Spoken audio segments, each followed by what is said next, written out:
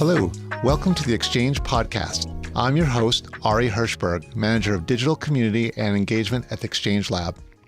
I'm talking with Namita Sharma, formerly Senior Manager Digital, currently Senior Manager Digital Wallet Program. Both are part of the Ontario Digital Service.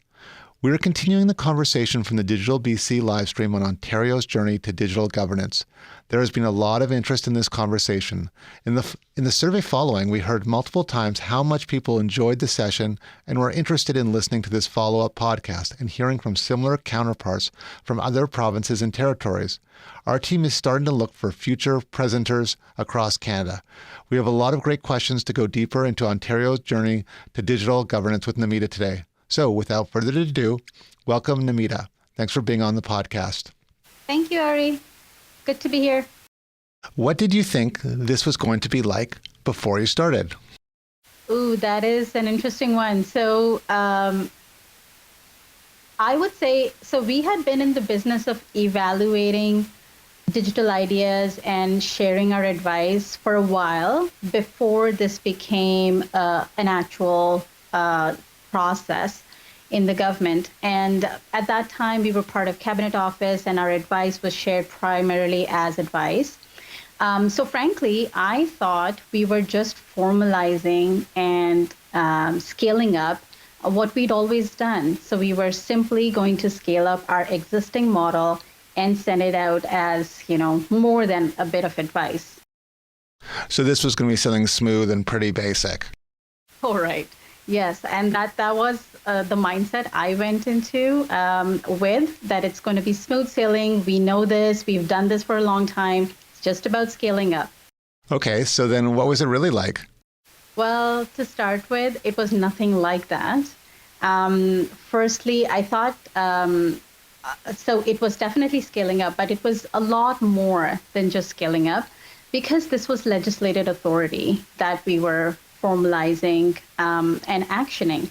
So no matter how much we talked about peer review and coaching and helping, and let's just take a look at the work together and find opportunities for improvement, we realized that the enterprise per se saw this as a governance checkpoint. So we continuously got questions about, so what do I need to submit? How many approvals do I need? What would you be looking for? Where are the forms? What are my submission deadlines? And things like that.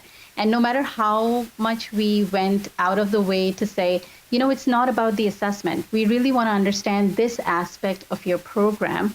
That's where we came back to. So it was really, really different from the approach that we wanted to deploy with this form of governance.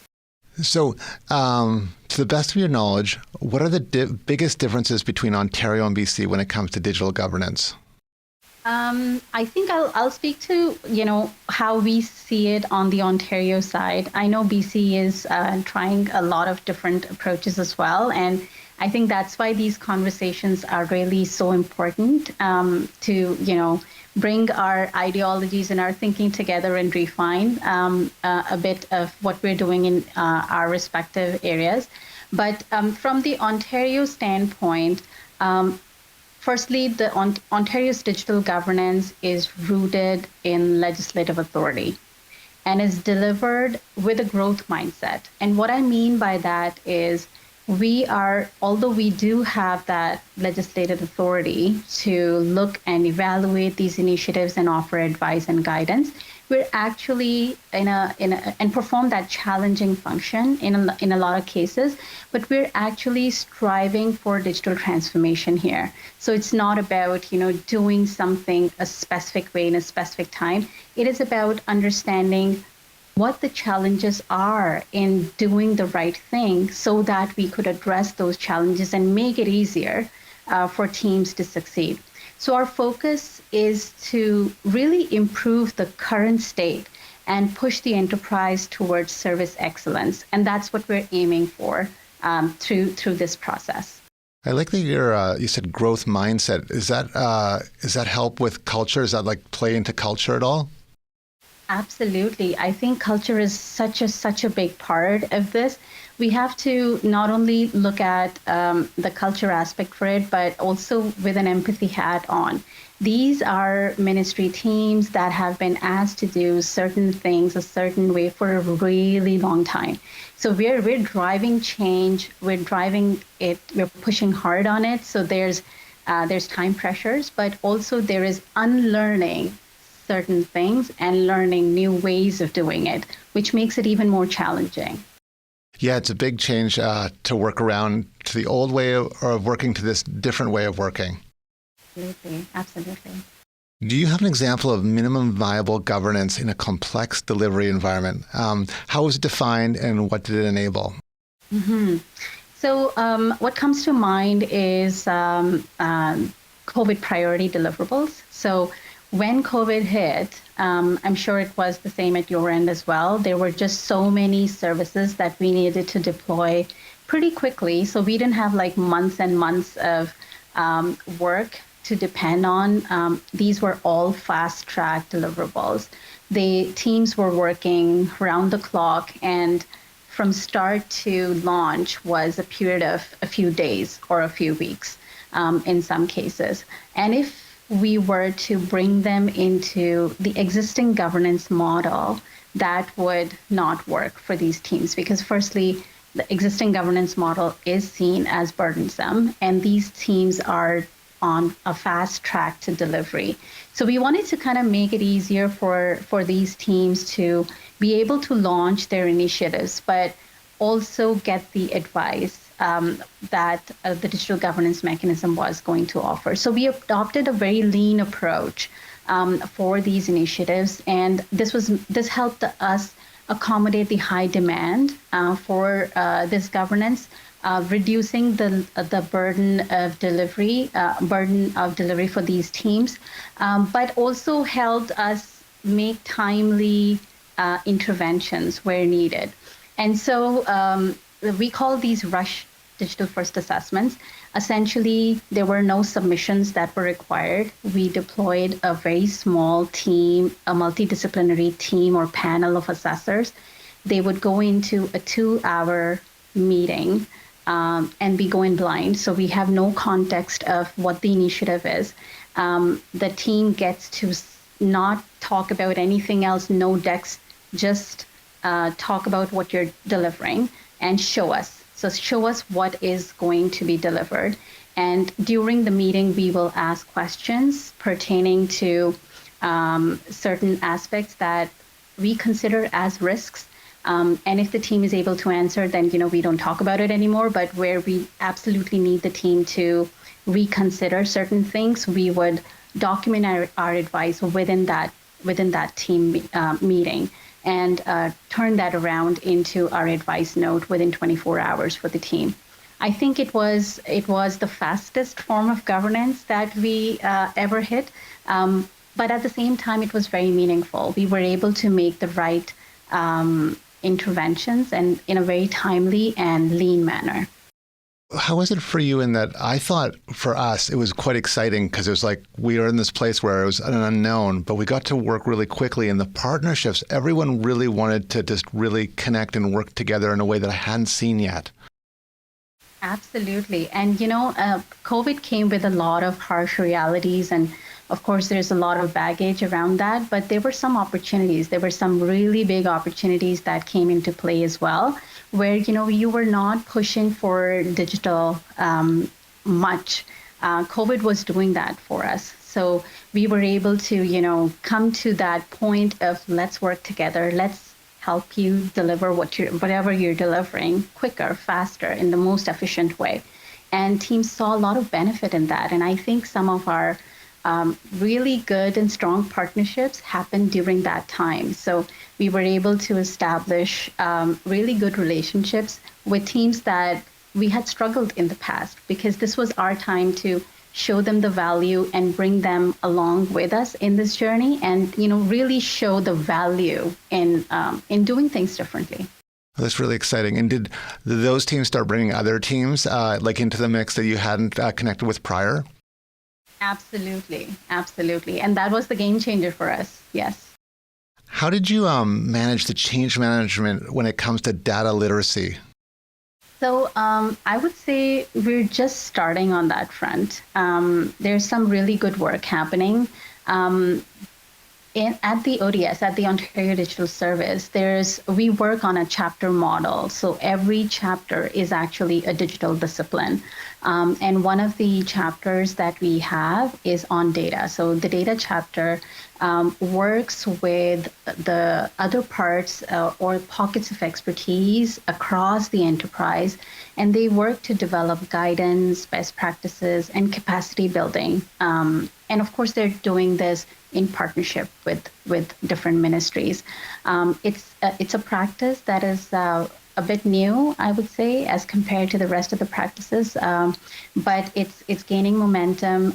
There is a lot of good work happening. So I would say during COVID, the core deliverable for that chapter was providing data on COVID to the command table so that decisions could be made around that. But now that that phase is kind of over and behind us, they're more engaged and ramping up efforts on data literacy standards in the coming weeks and months. How do you remove bias or personal views in your assessment? That's an interesting one. So Yes, we definitely ran into those at the start. I think I spoke about it earlier as well, but I actually wrote a Medium blog post on it a while back. I think it's called Standardizing Rubrics. And what essentially we tried to do was we took a three-pronged approach to address this. First of all, we created these rubrics, and what these rubrics do is they spell out what the digital service standard means for every specific phase of delivery. So what are we expecting to see from a team in their work at the end of discovery versus at the end of their beta? So a team should have a level of clarity on problem statement at the end of discovery, but then they should be actioning and measuring their outcomes at the end of beta against that problem statement. So things like that. We spelled it out for each of the DSS principles. And we encouraged our assessors to actually follow the rubric to make their decisions. These rubrics were also shared with the team members, the delivery teams. So it was a fairly transparent process. Like, we're almost giving you an open book where you can see what you're going to be evaluated against. If you align your work accordingly, you're going to pass with flying colors. It gave a sense of a relief to the assessors. And so it also limited any personal bias or views going into the assessment. The second way we looked at it was we made sure that the panel of assessors that we put together, there's no conflict of interest. So we defined rules on if you're working in that same ministry or in that same cluster, you can't be an assessor on your own initiatives. So it was simple things like that. But lastly, we ensured that each assessment was led by a core member of the DFA team. So they hold the pen on the final assessment note and decision, but they also own the process from start to finish. Their role is to ensure that the delivery team is well positioned to share their information. They get an unbiased opportunity to showcase their work. And the assessors get a fair opportunity to clarify their doubts related to that work in a very respectful and meaningful way. And so they are also the people who would be best positioned to flag if they noticed a bias or a personal kind of comment, and they are well empowered to address those. So three-pronged approach. Yeah, I was just going to say, I bet they felt really empowered in this process. But also, the rubric you created, did it modify at all as the teams tested it out, where you saw like there was things that could be adapted, or did it just stay how it was? Oh, absolutely. So we released the rubrics about December of 2019. They've gone through several iterations. In this time frame, we also revised our digital service standard itself, And because of the revisions to the digital service standard, the rubrics were updated.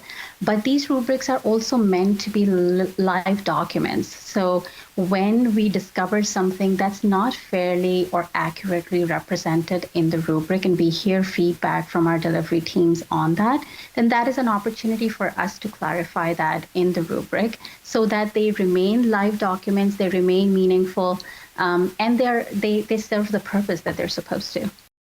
Yeah, and it keeps this, I'm trying to think, energy in the room when you're working in it with it to just really think it through and to be part of keeping it alive. Absolutely. And every time there was a feedback from a delivery team and we made a change to the rubric, we made sure we told the delivery team, hey, you told us this, and look, we've done this. So the teams ultimately started to feel ownership in the process. And then, all the sentiments about we're being governed and, this is a checkbox exercise kind of disappear on their own. Yeah. To the listeners, if you would like to go further on read the article, we've got the Medium article of Namita's in the show notes. Will departments voluntarily choose to play ball with digital first, or will they need to be compelled? What does your gut say? So it is a steep learning curve for both sides. I think when we started the process, we tried both approaches. So there was a bit of push and pull. And we did that basically to build that momentum because we wanted to show teams the value in the process. And there's really no other way to do it than to put them through a few assessments. So we were able to demonstrate value in the process and the advice from it. I think the game changed for us when senior executives from those teams themselves asked those teams if they've been through the process. So there is a ministry team presenting to their, senior executives saying, we're doing this, and the senior executive says, so have you gone through DFA, and what did they tell you? So I think a lot of teams started to pay attention to the directive and started to come our way, and the same thing with our CDDO and the other authorities at play. So I think it is a combination. At the start, you do need to kind of push a bit and pull a bit, but that's not sustainable because it adds a lot of burden to on the team that's actually delivering the governance as well. We don't want to be in the business of chasing teams. We've chosen to demonstrate value through the process so that there is momentum and there is buy-in from these delivery teams and executives. And to your point earlier, like the momentum of COVID put this work in hyperdrive. Absolutely. We had to expand our criteria for what goes through a rush DFA to accommodate COVID-19 because at that time it was the fastest way to get advice on a specific initiative that is just about to roll out. And I think our executives wanted pretty much all initiatives to kind of go through that lens. That's pretty exciting. Do you have any final thoughts? I do want to thank you for the opportunity to share our work. I think Ontario is on the right track. We have somehow managed to, or are still close to, getting to the point where we've established a governance mechanism that can be scaled up and iterated upon in real time. And we're really, frankly, proud of where we are, but also realize we have miles to go. I've recently, like I mentioned earlier, I recently moved to another government priority, but I hope our teams from across jurisdictions can continue this dialogue and information sharing and keep the ball rolling on right sizing and right timing governance. Yeah, I agree. From the BC, it's like, I feel like we've come a long way, but we're still like really, it's a long way to go. Absolutely. It'll never be done, but as long as we continue to progress towards that ideal state, I think that's good news. It's absolute pleasure having you and learning from you and now conversing with you about this work. I'm really excited about your new work, and thank you for being on the show. So to close out, To the listeners, hope you enjoyed Ontario's journey to digital governance. You can connect with me, ra.hirschberg@gov.bc.ca, or click the link in the show notes. Share your comments and look forward to hearing your thoughts. Thanks for listening.